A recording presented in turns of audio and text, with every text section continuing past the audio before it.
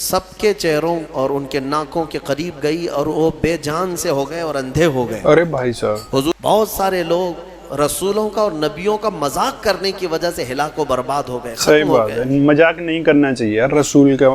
Hello guys, ایک بار پھر سواگت ہے بھائیوں کا چینل ریئیکشن بابا میں۔ آج اس ویڈیو پہ میں ریئیکشن کرنے والا ہوں، بہت زیادہ ریکمنڈیڈ ہے، اور یار اتنے سارے انسٹاگرام پہ میسیج آ رہے ہیں، میں دیکھ رہا ہوں، اور آپ لوگوں کو بھی میں نے دکھایا بھی تھا پیچھے والی ویڈیو اگر آپ لوگ دیکھو گے تو بار بار اسکرین شاٹ لگانا صحیح نہیں ہے۔ اتنی ساری ریکویسٹ ہیں کہ بھائی ہمارا کب آئے گا، رام بھائی ہمارا کب ریئیکشن آئے گا، یہ سب تو میں یہی بتا دینا چاہ رہا ہوں یار تھوڑا آپ لوگ انتظار کریے، آپ لوگوں کے ہی ویڈیو آ رہے ہیں۔ اب ایسا نہیں کہ ایک بھائی ہیں جو کئی بار ریکویسٹ کر رہے ہیں، تو ایسا نہیں یار کسی اور کا بھی موقع آنے دو، یہ چیز رہتی ہے۔ آج اس ویڈیو پہ ریئیکشن کرنے والا ہوں پھر سے مفتی سلمان اظہری صاحب کا ویڈیو ہے تفسیر القرآن، تو اس پہ آج ہم ریئیکشن کریں گے، اور قرآن ڈے نمبر 20 ہے، اس کا ہے یہ پیرا کچھ۔ ہوپفلی آپ کو پسند آئے گا، شیئر کرنا نہ بھولیں، ویڈیو اچھی لگے پلیز اس ویڈیو کو لائک کریں، اور فرسٹ ٹائم چینل پہ ویڈیو دیکھ رہے ہیں تو پلیز چینل کو سبسکرائب کریں۔ انسٹاگرام ضرور فالو کر لیں، ہم لوگ وہاں پہ بات چیت کریں گے اور ہم لوگ ریلس بھی بناتے ہیں ادھر۔ تو آج کے ریئیکشن میں اسٹارٹ کر لیتا ہوں بنا کسی دیری کے، لیٹس پلے۔ اللہم صلی علی سیدنا محمد معدن الجود والکرم وآلہ واصحابہ الکرام وابنہ الکریم وبارک وسلم صلاة دائمة سرمدا ابدا بحمدہ تعالی و بکرم مصطفیٰ صلی اللہ تعالی علیہ وسلم۔ آج کی اس شب میں قرآن عظیم کے 23 پارے مکمل ہو چکے، اور الحمدللہ آج ہم نے سورہ یاسین شریف کی بھی تلاوت کی ہے۔ اللہ کے حبیب صلی اللہ تعالی علیہ وسلم نے ارشاد فرمایا، لِكُلِّ شَيْءٍ قَلْبٌ وَقَلْبُ الْقُرْآنِ یاسین، ہر چیز کا ایک دل ہوتا ہے اور قرآن کا دل سورہ یاسین ہے۔ اسی سے آپ اندازہ کریں جس کو قرآن کا دل کہا گیا ہے اس کی کیا اہمیت ہوگی۔ سورہ یاسین کے بڑے فضائل ہیں، احادیث سے بھی وارد ہیں، بزرگوں نے تجربات میں بھی لکھا ہے۔ یاسین مبارک قرآن پاک کا ایک مغز ہے۔ دل کا مطلب تو آپ جانتے ہیں کہ دل جو ہے پورے جسم کے اعضاء میں بادشاہ کی حیثیت رکھتا ہے۔ صحیح بات ہے۔ تو قرآن پاک میں سورہ یاسین، آپ کو معلوم ہونا چاہیے ہجرت کی رات جب رسول کریم صلی اللہ علیہ وسلم اپنے گھر سے نکل کر مدینے کی طرف جا رہے تھے، اور آپ کے گھر کے اطراف مکہ کے کفار و مشرکین محاصرہ کر کے قتل کے ارادے سے کھڑے تھے، اس رات کو حضور پاک صلی اللہ تعالیٰ علیہ وسلم کے لبوں پر سورہ یاسین کی تلاوت تھی۔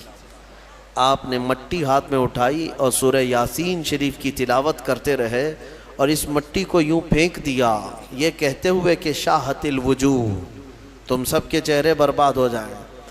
اور وہ مٹی اگرچہ ایک مٹھی بھر تھی، لیکن جتنے لوگ کھڑے تھے سب کے چہروں اور ان کے ناکوں کے قریب گئی اور وہ بے جان سے ہو گئے اور اندھے ہو گئے۔ ارے بھائی صاحب، حضور پاک صلی اللہ تعالیٰ علیہ وسلم ان کے درمیان سے گزر کر کے گئے، لیکن کوئی بھی آپ کو دیکھ نہ سکا۔ یاسین پاک اس رات کو بھی میرے آقا صلی اللہ تعالیٰ علیہ وسلم تلاوت کرتے رہے۔ اور پھر اس کے فضائل میں بتایا گیا ہے کہ اگر کبھی ایسی مصیبت آئی کہ اس کا کوئی حل نظر نہیں آتا تو سورہ یاسین کی تلاوت کثرت سے کرے، اللہ غیب سے اس کے لیے سبب پیدا فرمائے گا۔ کیا بات ہے۔ اور اگر کبھی ایسی جگہ پر پھنس گیا جہاں اسے کھانے پینے کی کوئی چیز نہیں ملتی، بھوک کی شدت نے پریشان کر رکھا ہے، سورہ یاسین کی تلاوت کرے، اللہ اس کی بھوک کو کافی فرما دے گا۔ یعنی یہ غذا بھی ہے، شفا بھی ہے، دوا بھی ہے۔ اور سورہ یاسین شریف کے متعلق یہ بھی فرمایا گیا کہ اگر کہیں وہ راستہ بھٹک گیا جنگل میں، صحرا میں، سورہ یاسین شریف کی تلاوت کرے، اللہ اس کو سیدھا راستہ عطا فرمائے گا۔ اب یہ جب جنگل میں بھٹکنے اور صحرا میں بھٹکنے کے لیے سورہ یاسین کی تلاوت کا حکم دیا گیا کہ وہاں تمہیں راستہ مل جائے گا، میں کہتا ہوں پوری زندگی بھر پڑھتے رہو تاکہ اللہ تعالیٰ زندگی گزارنے کا بھی سیدھا راستہ اس کی برکت سے عطا کرے گا۔ اور جو سورہ یاسین شریف صبح پڑھ کر کے نکلا وہ شام تک امان میں ہے، مصیبتوں سے محفوظ ہے، اس کے لیے رزق کے فرشتے اتارے جاتے ہیں، اس کی حفاظت کی جاتی ہے۔ تو یاسین کی بڑی برکتیں ہیں سورہ یاسین میں۔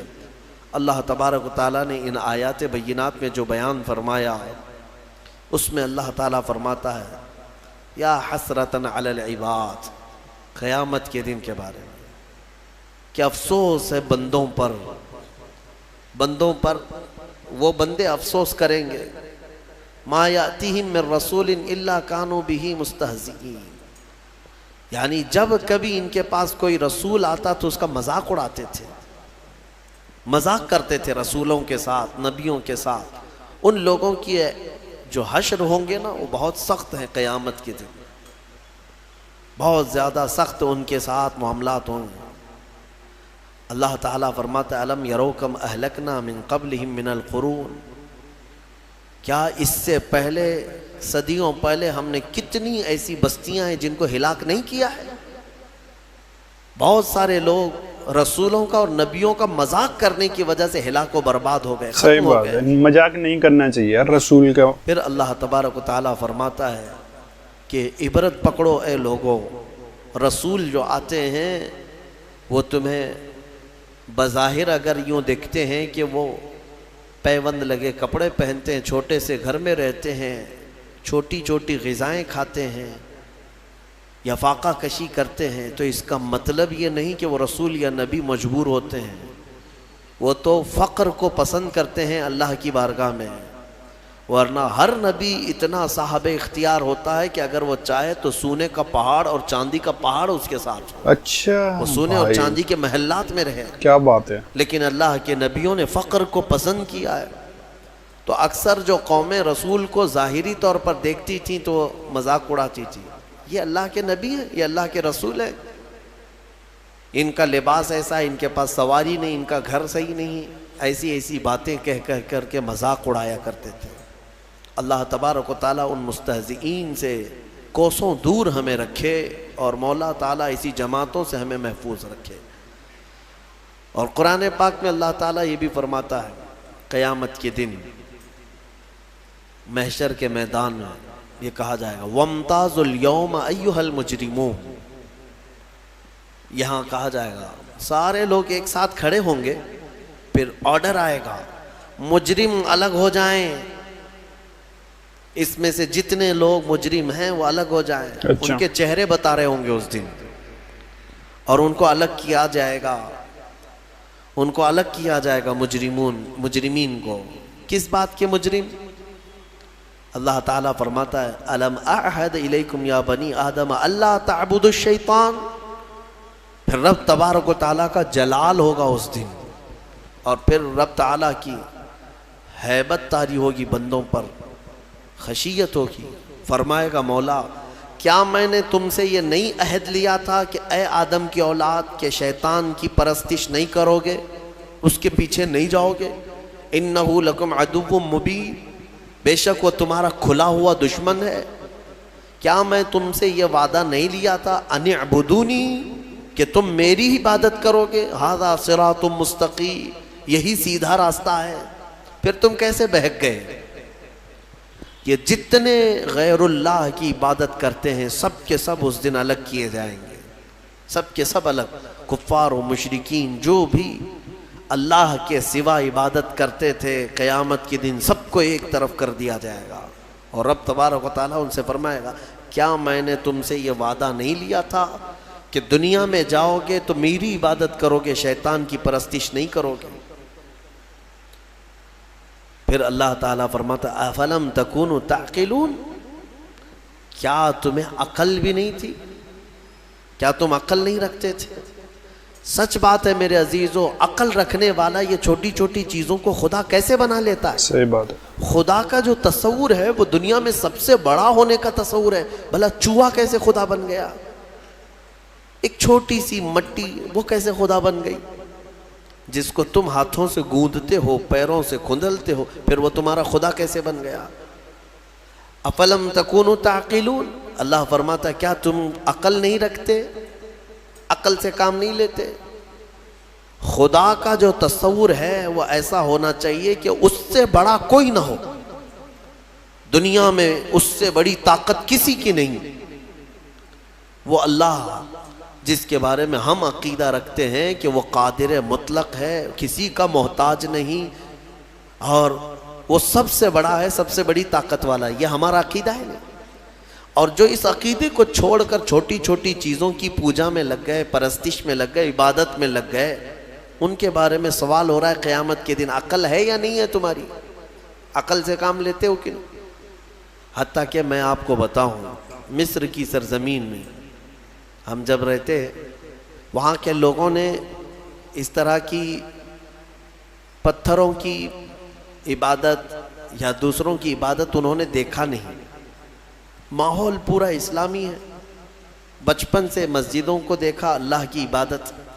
وہاں دو ہی قومیں ہیں، یا مسلمان ہیں یا عیسائی ہیں۔ عیسائی بھی جو ہے خدا کی عبادت کرتے ہیں، یہ اور بات ہے کہ وہ عیسیٰ علیہ السلام اور حضرت بی بی مریم کو شریک کرتے ہیں، لیکن وہ بھی خدا کو مانتے ہیں، کتاب ان کے پاس بھی ہے۔ مسلمان ہیں، دو ہی کمیونٹی وہاں پر پائی جاتی ہے۔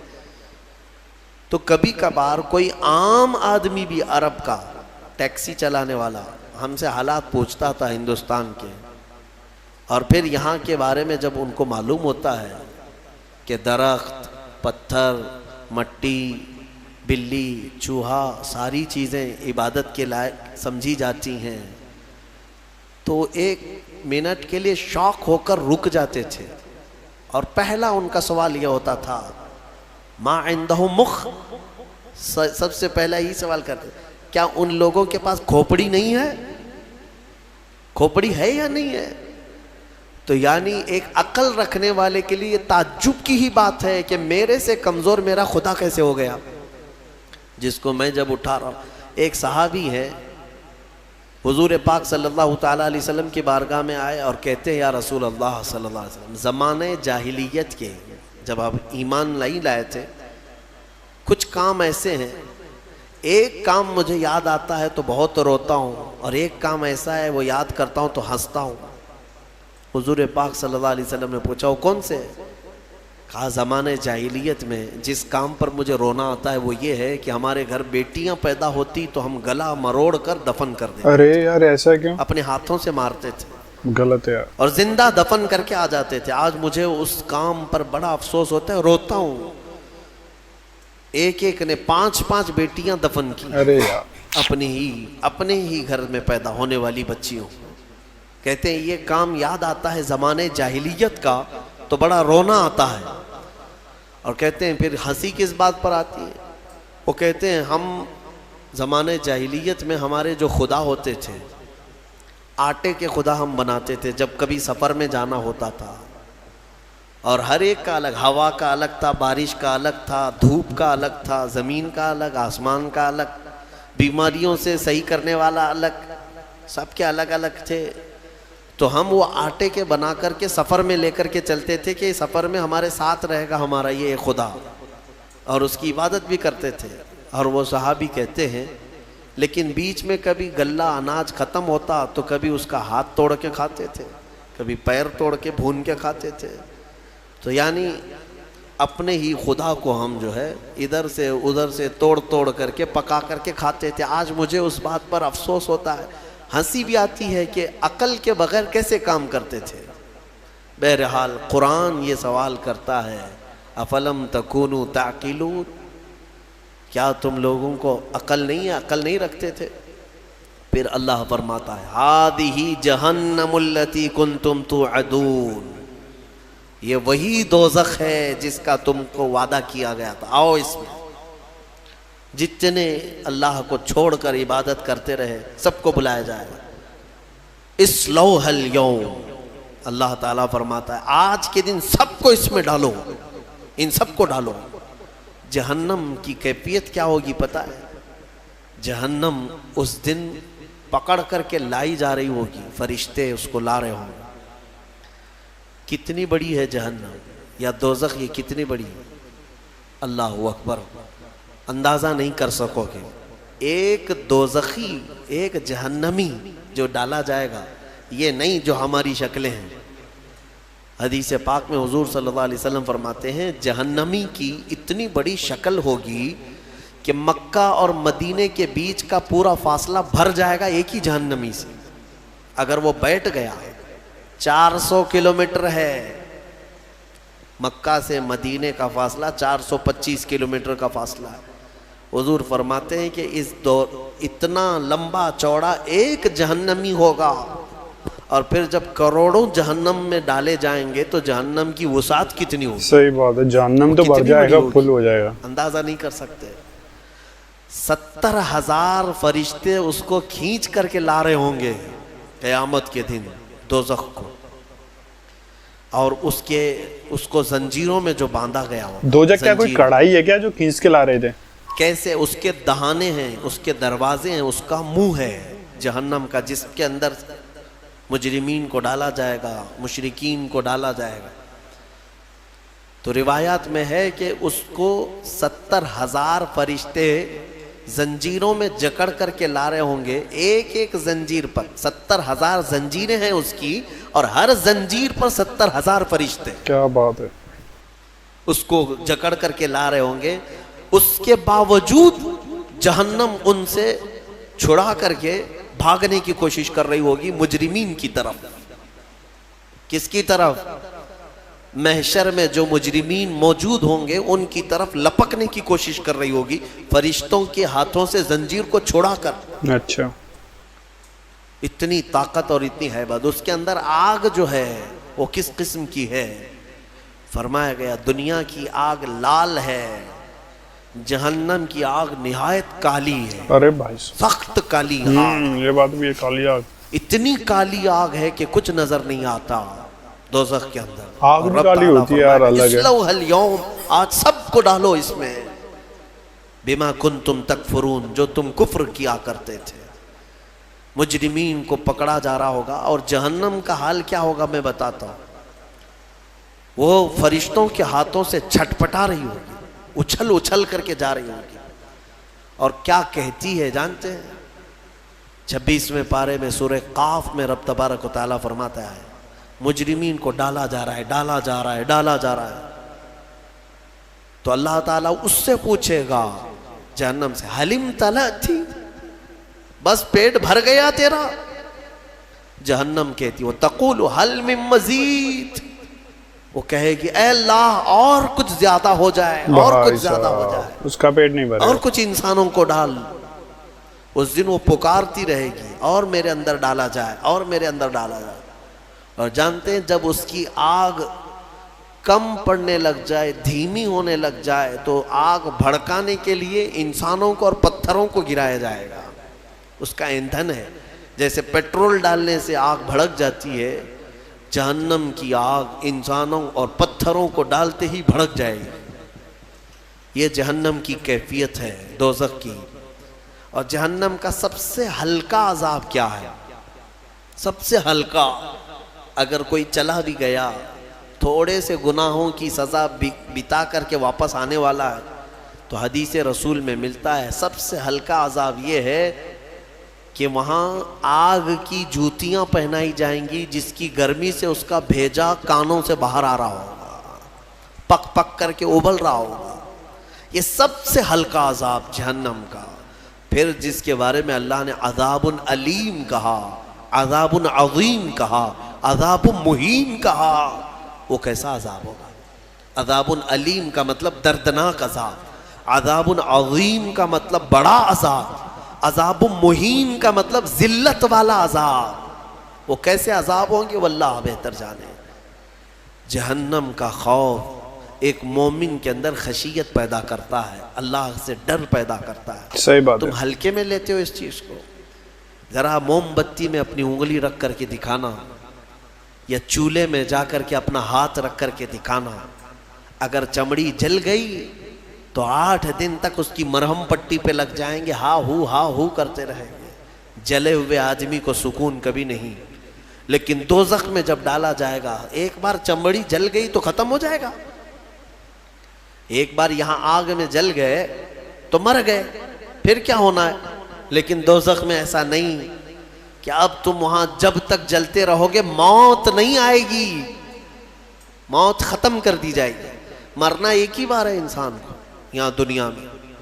پھر قیامت کے دن موت کو بھی اللہ تعالیٰ موت دے دے گا، ختم. اب نہ جنتی مرے گا نہ دوزخی مرے گا. ارے بھائی کوئی صاحب، مرنے والا نہیں ہے وہاں پر. دوزخ میں جو گئے چاہے وہ جتنے بھی عذابات آئیں موت نہیں آئے گی. یہی تو سب سے بڑا ٹینشن ہے وہاں پر. کفار و مشرکین مانگیں گے کہ موت دے دے ہم کو، لیکن موت نہیں آئے گی. اور جب چمڑی جلتی ہے تو لوگ یہ سمجھتے ہیں ایک بار جلے گی تو دوسری بار پھر کیا جلے گی، جلی ہوئی چیز کو کیا جلایا جائے گا. کیا بات. اللہ تعالیٰ فرماتا ہے کلما نضجت جلودہم بدلناہم جلودا غیرہا لیذوقوا العذاب. اللہ فرماتا ہے جب جب آگ سے پک جائے گی نا چمڑی، نضجت کہتے ہیں پھل کی طرح پک جانا، جو پل پلا ہوتا ہے پھل، چمڑی پیپ سے پک جائے گی، بھر جائے گی.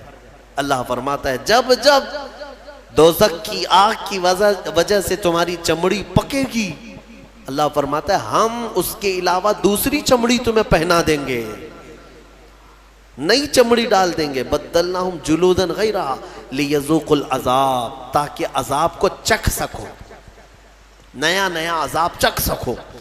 حضرت کعب احبار رضی اللہ تعالیٰ عنہ اس آیت کی تفسیر میں فرماتے ہیں، ان سے پوچھا گیا کہ کتنی بار چمڑی بدلی جائے گی؟ وہ کہتے ہیں 1 گھنٹے میں 70 بار بدلی جائے گی.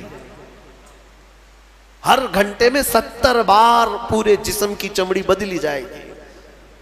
سہنے کی طاقت ہے کسی کے اندر، برداشت کرنے کی طاقت ہے.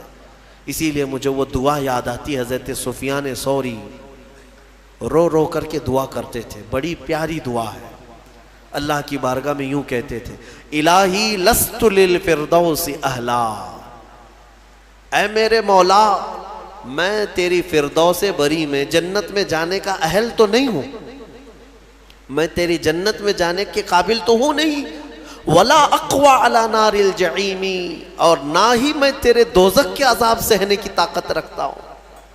یہ بھی تو میرے اندر طاقت نہیں ہے. مانا کہ جنت میں جانے کے جیسے اعمال نہیں ہیں، لیکن تیری دوزخ کا عذاب سہنے جیسی بھی طاقت نہیں ہے. اب بچا کیا ہے؟ فاغفر ذنوبی بفضل جودک یا اللہ، اے اللہ تو اپنے کرم سے اور اپنے فضل سے معاف کر دے تو بڑی بات ہے، باقی اعمال تو نہیں ہے. حضور مفتی اعظم ہند رضی اللہ تعالیٰ عنہ نے یہی دعا کی تھی، میرے اعمال کا بدلہ تو جہنم ہی تھا، میں تو جاتا میرے سرکار نے جانے نہ دیا.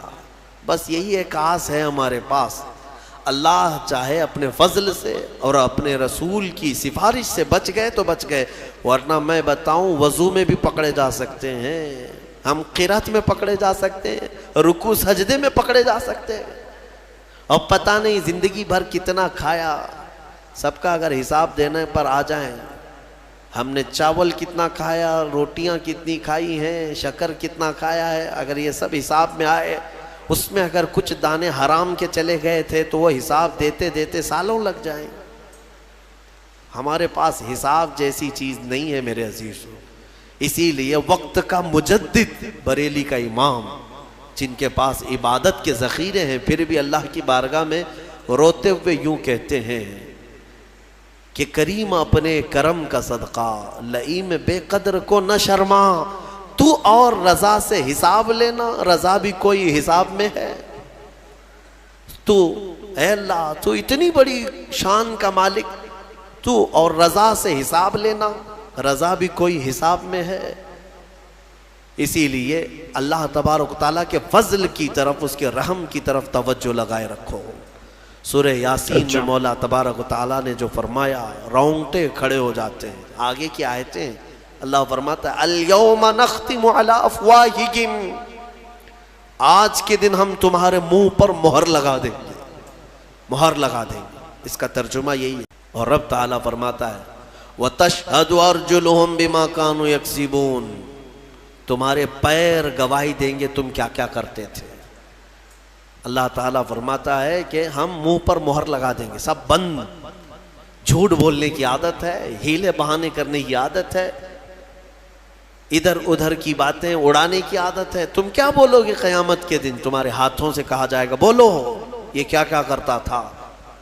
حدیث پاک میں ہے ران کی چمڑی تک بولنے لگے گی، ران کی چمڑی قیامت کے دن بات کرے گی اور بتائے گی کہ مولا یہ کیا کیا خیانت کرتا تھا تیری امانتوں کے ساتھ، وہ سب بتائے گا۔ گھبرا کر کے لوگ کہیں گے اپنی ہی اعضاء سے، اپنی چمڑیوں سے، وَقَالُوا لِجُلُودِهِمْ لِمَ شَهِدتُّمْ عَلَيْنَا، اپنی چمڑیوں سے کہیں گے لوگ کہ تم ہمارے خلاف کیوں گواہی دے رہے ہو؟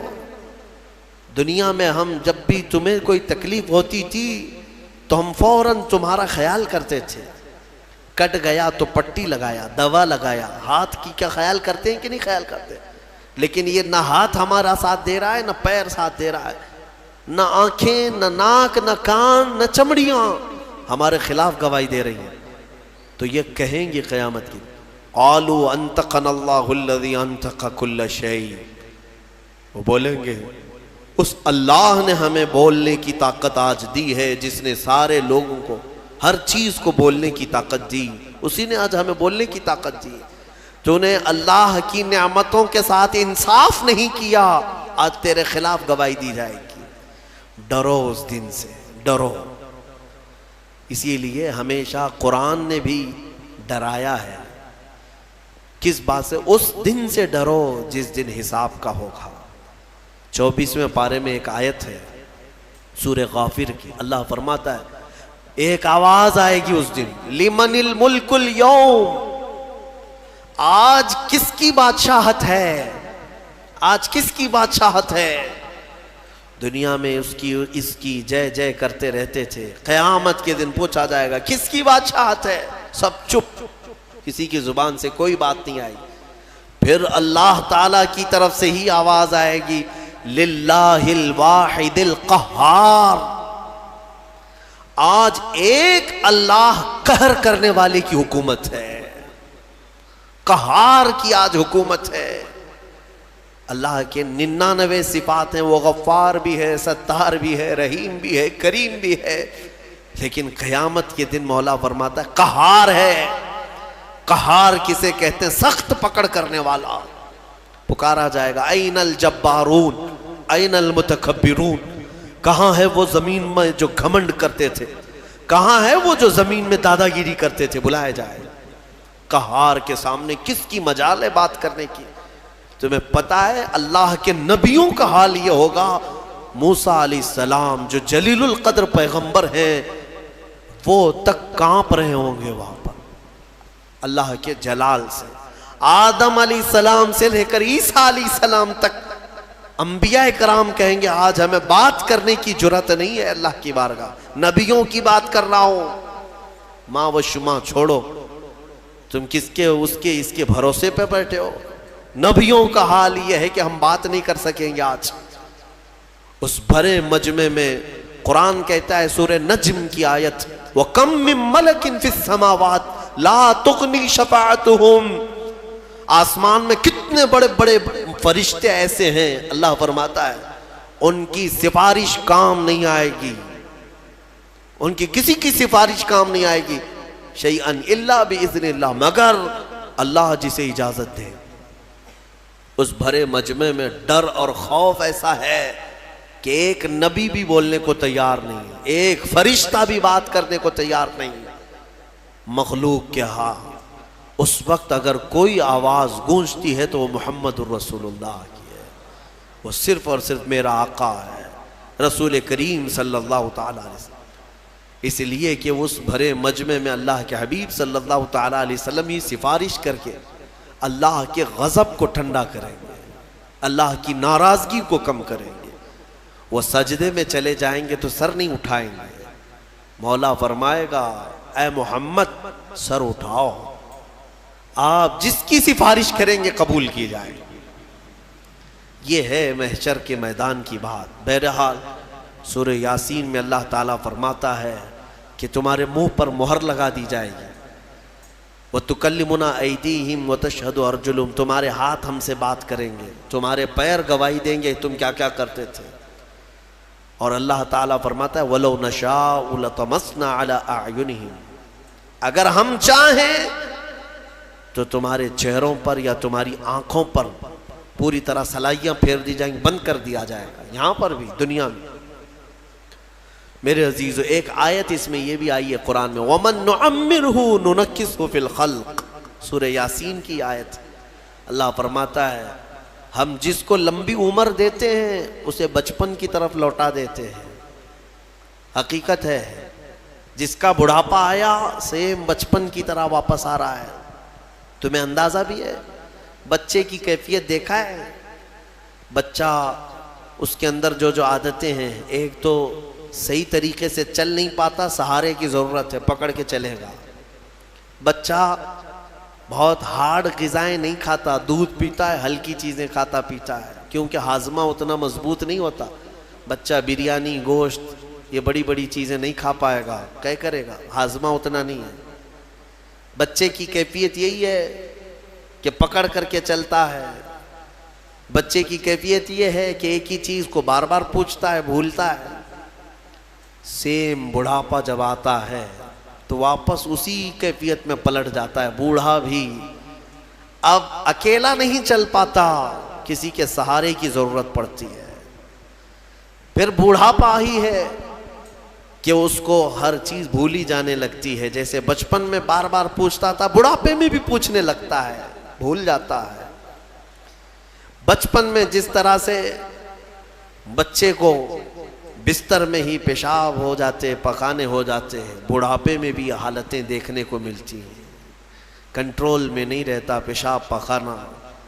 بہت سارے بڑھاپے ایسے آتے ہیں کہ ان کا پیشاب نکلتا ہے، پخانے نکلتے ہیں. کیا کر سکتے ہیں؟ بچپن کی طرف لوٹا ہے. بچہ ہارڈ غذا نہیں کھا سکتا، بوڑھا بھی نہیں کھا سکتا. بڑھاپا آیا، بہت ساری چیزوں سے پرہیز ہے. سخت چیزیں بوڑھے کو نہیں چلیں گی. اب ہاضمہ کمزور ہو گیا ہے.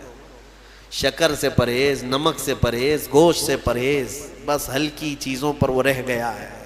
اور اللہ تعالیٰ فرماتا ہے ہم جس کو لمبی عمر دیتے ہیں اس کو بچپن کی طرف لوٹا دیتے ہیں. کیا بات ہے. افلا یعقلون، تم اس چیز میں عقل نہیں رکھتے؟ تم سوچتے کیوں نہیں کہ تمہاری زندگی جہاں سے چلی تھی واپس پلٹ آئی ہے؟ میرے عزیزو، یہ دنیا بہت ہی شارٹ ہے، اس میں صرف اور صرف اپنے من کی مت ماننا. ہاں، لوگوں کو ایسا لگتا ہے کہ ہماری طبیعت جو چاہے وہ کر لینا. نہیں، میرا مولا جو چاہے وہ کرو. تو سکون یہاں پر بھی ہے، مرنے کے بعد بھی ہوگا انشاءاللہ. کیونکہ اللہ کی زمین پر آئے ہیں، اسی کی حکومت یہاں پر ہے، تو اسی کے مرضی کے مطابق چلنا یہ ایمان والے کی زندگی ہے. سورہ یاسین شریف کی برکتیں اللہ تعالی ہم سب کے سینوں پر عطا فرمائے. مولا کریم اس دنیا میں ہمیں اس کی رضا اور اس کے حبیب کی رضا کے مطابق جینے کی توفیق عطا فرمائے. سورہ صاد اور سورہ صافات کی بھی ہم نے تلاوت کی، اور سورہ زمر کی بھی مختصر بات یہ عرض کر دوں. سورہ صاد میں اللہ تعالیٰ نے حضرت ایوب علیہ السلام کے ذکر کو تفصیلاً بیان فرمایا. اس سے پہلے بھی ان کا ذکر آیا ہے 17ویں پارے میں، لیکن اس پارے میں قدر تفصیل سے آیا ہے. اور سورہ صافات میں کئی نبیوں کا ذکر آیا. تو حضرت ایوب علیہ السلام کون تھے؟ ایوب نام آتے ہی صبر دماغ میں آ جاتا ہے. بہت سارے لوگ ان کا نام ہی صبر ایوب سمجھتے ہیں، حالانکہ ان کا نام صبر ایوب نہیں ہے. حضرت ایوب علیہ السلام، صبر ان کے ساتھ ایسا لگ گیا ہے کہ جیسے حضرت ایوب کہیں تو صبر ذہن میں آ جائے، صبر کہیں تو حضرت ایوب کا نام آ جائے. سب سے زیادہ صبر کرنے والوں میں آپ کا نام آتا ہے.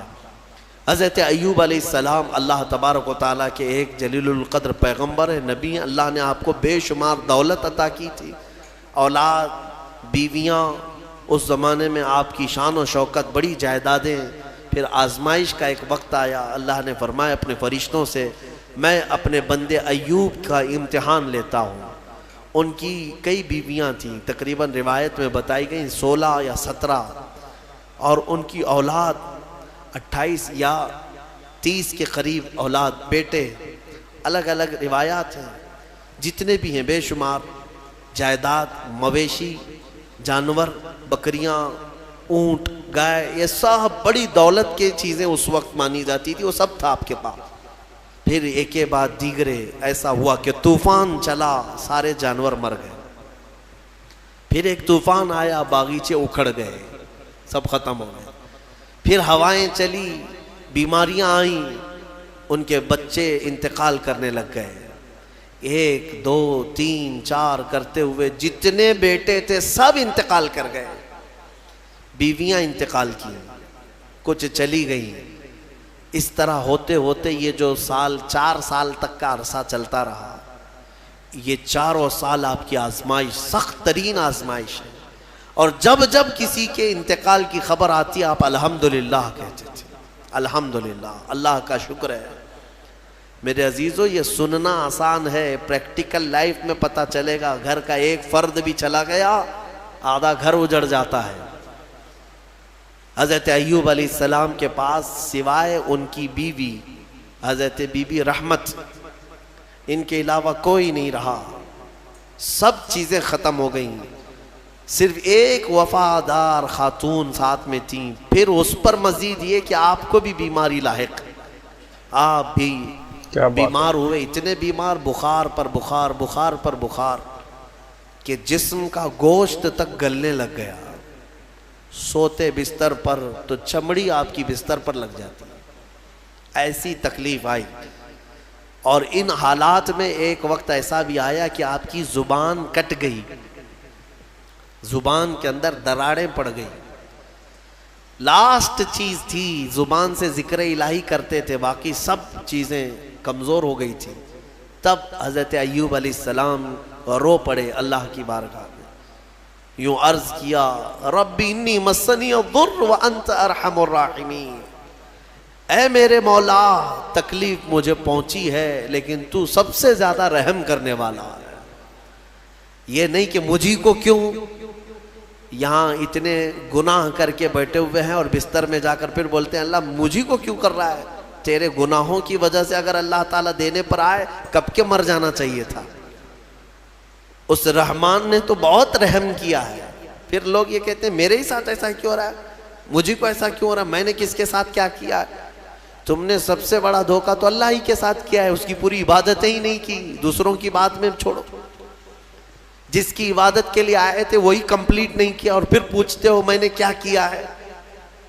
اگر اللہ تبارک و تعالی عدل کرے، ایک نماز کے بدلے ایک ہاتھ چلا جائے تمہارا تو بچے گا کیا؟ جتنی نمازیں چھوڑے ہو، جتنے روزے چھوڑے ہو، جتنی زکوٰۃ دبائے ہو، کئی لوگوں کے کیا کیا فرائض باقی ہیں، ان سب کی پاداش میں اگر ہر چیز تمہاری ایک ایک نعمت چھین لی جائے تو جسم میں بچے گا کیا؟ کچھ نہیں بچے گا. حضرت ایوب علیہ السلام نے یہ نہیں کہا کہ میرے ہی ساتھ کیوں، نہیں، بلکہ مولا ہاں تکلیف پہنچی اس زبان کو جس سے میں تیرا ذکر کرتا، لیکن تو سب سے زیادہ رحم کرنے والا ہے. یہاں تک ہے. اب مسئلہ یہ ہے کہ حضرت بی بی رحمت جو ہے یہ ایک دن بازار گئی، وہاں شیطان جو ہے ایک حکیم کی شکل میں، ایک ڈاکٹر کی شکل میں دوائیاں بیچ رہا تھا اور بلا رہا تھا کہ میرے پاس ہر مرض کا علاج ہے. خاتون تھی، دوڑی دوڑی چلی گئی اور اپنے شوہر کی بیماری بتائی کہ میرے شوہر ایسے ایسے بیمار ہیں، کیا علاج ہوگا؟ ابلیس تھا، شیطان تھا، وہ داؤ عورتوں پر جلدی چلاتا ہے اور عورتیں جلدی ہی شیطان کے چکر میں پھنستی بھی ہیں. تو ابلیس نے کہا کہ چٹکی بھر میں تیرے شوہر کو صحیح کر دوں گا، وہ تو میرے بہت آسان کام ہے میرے لیے. کہا کہ اجرت کیا لوگے؟ اس نے کہا کہ کچھ نہیں، تیرے شوہر سے کہہ دینا صحیح ہونے کے بعد صرف میرے بارے میں اتنا کہہ دیں کہ شفا دینے والا تو ہی ہے، یا میرے لیے ایک سجدہ کر لے، بس اتنا ہی ہے، میں اور اجرت نہیں چاہتا. وہ خوشی خوشی دوڑی دوڑی آئی کیونکہ شوہر سے بڑی محبت رکھتی تھی. اس وقت اگر کوئی عورت قائم رہی ہے اپنے شوہر کے ساتھ تو کمال کی بات ہے. یہ دنیاوی محبت نہیں کہ ذرا برابر عیب لگا تو چھوڑ کر کے بھاگ گئے، شوہر ادھر بھاگ گیا، عورت ادھر بھاگ گئی. وہ وفا شعار خاتون تھی جن کی روحوں کی محبت تھی، وہ جمی رہیں. آئی اپنے شوہر ایوب علیہ السلام سے کہا آج تمہارے علاج کا ٹھکانہ مل گیا، ایک حکیم ملا ہے مفت میں علاج کرے گا. کہا ایسے کیسے؟ کہا بس آپ صحیح ہونے کے بعد اس کو شافی کہہ دیں یا سجدہ کر لیں. ایوب علیہ السلام جلال میں آ گئے. کہا تو ابلیس کے پاس گئی تھی، وہ شیطان مردود لعین ہے، اگر اللہ نے مجھے صحت دے دی تو میں صحیح ہونے کے بعد 100 کوڑے تجھے ماروں گا. تو گئی کیسے وہاں پر؟ یہ نبیوں کے ایمان کی بات ہے، استقامت کی. کمزوری میں آدمی یہ سوچتا ہے بھائی ایک ہی تو میرے ساتھ رہ رہا ہے، تھوڑا بہت اس کی رعایت کر دی جائے، اس پہ غصہ نہ کرو، اس پہ غصہ کریں گے یہ بھی بھاگ جائے گا، کون دیکھے گا؟ نہیں، وہ نبیوں کا ایمان ہے، استقامت ہے۔ اس بیماری کے عالم میں بھی قسم کھا لیا ایوب علیہ السلام نے، اللہ کی قسم اگر میں صحیح ہو گیا تو 100 کوڑے تجھے ماروں گا۔ ان کی بیوی رونے لگ گئی، کہا مجھ سے غلطی ہو گئی، خطا ہو گئی، معاف کریں۔ یہی وہ آخری وقت ہے جب ان کی زبان پر یہ جملہ آیا، اے اللہ تو ارحم الراحمین ہے، تو ارحم الراحمین ہے۔ اللہ تعالیٰ فرماتا ہے فاستجبنا لہ، اسی وقت ہم نے ان کی زبان کو قبول کر لیا۔ اور پھر اللہ تعالیٰ نے وحی بھیجے، کیا کہہ کر کے؟ اللہ تعالیٰ نے فرمایا ارکض برجلک ھذا مغتسل بارد وشراب، ایوب اپنا پیر زمین پہ مارو۔ صحیح بات ہے۔ انہوں نے پیر زمین پر مارا تو ایک نہر جاری ہو گئی، پانی کا ایک کنواں نکل پڑا، چشمہ نکل پڑا۔ تو اللہ تعالیٰ نے فرمایا کہ اب اس میں تم نہاؤ۔ ایک پیر آپ نے زمین پر مارا، کنواں جاری ہوا، پانی کا چشمہ جاری ہوا۔ اللہ تعالیٰ نے فرمایا اس پانی سے نہاؤ۔ نہائے، نہا کر کے جیسے ہی نکلے پورا جسم صحیح سلامت، کوئی بیماری نہیں، ساری بیماری۔ وہ شافی مطلق ہے، بیماریاں جب دیتا ہے تو شفا بھی اسی کے دست قدرت میں ہے۔ بڑی بڑی بیماریاں کافور ہو جائیں گی، صحیح ہو گئے۔ اب پھر اللہ تعالیٰ نے فرمایا دوسرا پیر زمین پہ مارو۔ انہوں نے دوسرا پیر زمین پر مارا۔ اللہ فرماتا ہے وَوَهَبْنَا لَهُ أَهْلَهُ وَمِثْلَهُ مَعَهُمْ رَحْمَةً مِنَّا، ان کو ہم نے ان کی ساری اولاد، ان کا سارا مال جو کچھ تھا ڈبل کر کے پھر عطا کر دیا، یعنی اس سے زیادہ کر کے۔ ان کے بیٹے بھی زندہ کر دیے گئے، ان کے اہل و عیال، ان کے باغیچے، ان کے مویشی جانور جتنے تھے اس کا دگنا کر کے اللہ ان کو عطا کر دیا۔ یہ امتحان کی گھڑی تھی، اس سے نکل گئے۔ ایوب علیہ السلام یہ سب آنے کے بعد پھر کہتے ہیں الحمدللہ، تمام تعریفیں اس اللہ کے لیے ہیں۔ پھر اللہ تعالیٰ نے رحم فرمایا اس بی بی رحمت پر، وہ بھی آیت قرآن میں آئی ہے وَخُذْ بِيَدِكَ ضِغْثًا فَاضْرِبْ بِهِ وَلَا تَحْنَثْ، کیونکہ نبی نے قسم کھائی ہے۔ ہاں، قسم جو ہے معمولی چیز نہیں ہے۔ تم صبح سے شام تک 100 قسمیں کھاتے رہتے ہو، ماں کی قسم، باپ کی قسم، ہاں خدا کی قسم، قرآن کی قسم، گلہ پکڑ پکڑ کر کے قسم۔ یہ کیا قسم ہے؟ قسم کا اندازہ بھی ہے تمہیں؟ ایک قسم توڑو گے اس کا کفارہ یہ ہے کہ 10 روزے رکھنے پڑیں گے۔ فَكَفَّارَةُ إِطْعَامُ 10 مثلا 10 مسکینوں کو کھانا کھلانا پڑے گا، یا پھر 3 روزے رکھنے پڑیں گے۔ ذَلِكَ كَفَّارَةُ أَيْمَانِكُمْ، تمہاری قسموں کا ایک کفارہ ہے۔ او کسوتم او تحریر رقبہ فمن لم یجد فصیام 3 ایام، اللہ نے فرمایا یا تو ایک غلام آزاد کرو یا ان کو کپڑے پہناؤ 10 مسکینوں کو۔ ایک قسم کے بارے میں، یہاں تو کتنی قسمیں کھاتے ہو اور توڑتے رہتے ہو۔ اور اللہ نے یہ بھی فرمایا ہے لا تجعلوا اللہ عرضۃ لایمانکم، تم اپنی قسموں کا نشانہ اللہ کو مت بناؤ، یہ گناہ ہے۔ اور حضور پاک صلی اللہ علیہ وسلم نے یہ بھی فرمایا منافق کی علامت ہے بات بات پر جھوٹی قسمیں کھاتا ہے، اللہ ایسی چیزوں سے بچائے۔ لیکن نبی نے قسم کھائی تھی تو وہ پورا کریں گے۔ 100 کوڑے مارنے کے لیے بیٹھ گئے اپنی بیوی کو کہ تو گئی تھی ابلیس کے پاس، میں قسم کھا لیا تھا میں اپنی قسم پوری کروں گا۔ مولا رحیم ہے، نبی کی خدمت پر جو تھی اس کو کیا اللہ تعالیٰ عتاب میں رکھے گا؟ جو نبی کی خدمت میں تھی اس خاتون پر اللہ نے رحم نازل کر کے جبرائیل امین کو بھیجا اور فرمایا کہ ایک ایسی جھاڑو لے جاؤ جس میں 100 کاڑیاں ہوں، ایک جھاڑو جس میں 100 کاڑیاں ہیں۔ جبرائیل امین نے لا کر حضرت ایوب کو دیا کہ اس 100 کاڑیوں والی جھاڑو سے ایک بار اپنی بیوی کو مارو، آپ کی قسم پوری ہو گئی۔ اللہ نے قسم پوری فرما دیا آپ کی، یہ قبول ہو گئی۔ عزیزان گرامی، ان تمام چیزوں میں بہت ساری چیزیں عبرت ہیں ہمارے لیے۔ اللہ تعالی ہمیں صبر عطا فرمائے، شکوہ و شکایت والی زبانوں سے محفوظ فرمائے۔ وآخر دعوانا الحمدللہ رب العالمین۔ یہ ویڈیو تھی یار، بہت الگ طریقے کی ویڈیو تھی، एकदम इतनी तगड़ी दीन की बात करी है, बहुत स्लो वीडियो था, बहुत अच्छे से ठहराव से बात करी है। मतलब मुझे एक इसमें सबसे बड़ा शॉकिंग ये लगा कि जो जहन्नम की आग रहेगी ना, जो लोग गलत काम कर रहे हैं ऑब्वियस है उनको जहन्नम में जाना ही जाना है, पर जो जहन्नम की आग होगी, भाई तुम लोगों ने पीली आग देखी होगी, लाल सी आग देखी, लेकिन जहन्नम की आग निहायत काली कलर की होती है, ये फर्स्ट टाइम मुझे पता चला। और दूसरी बात, इतने सारे जहन्नमी इकट्ठे हो जाएंगे कि जहन्नम को खींच के फरिश्ते लेके आएंगे, एक कड़ी पे 70,000 फरिश्ते होंगे। भाई कितना तगड़ा कैलकुलेशन है, कितना सब कुछ है। मुफ्ती सलमान नज़री साहब की बात ही अलग है, लेकिन मुफ्ती सलमान नज़री साहब भी क्या बोले, ये चीज़ कुरान में लिखी हुई है। सबसे बड़ी बात ये है, आपको क्या सीखने को मिला इस वीडियो से, क्या समझ आया, आप लोग अपने विचार कमेंट करके जरूर बता सकते हैं। वीडियो अच्छी लगी आप प्लीज़ इस वीडियो को लाइक करें, और आप चाहते हैं आपको ऐसे रिएक्शन भी मिलते रहें तो प्लीज़ चैनल को सब्सक्राइब करें। आज के रिएक्शन में बस इतना ही, मिलेंगे नेक्स्ट और किसी रिएक्शन में, तब तक के लिए thank you so much for watching. Bye bye guys, you guys take care guys.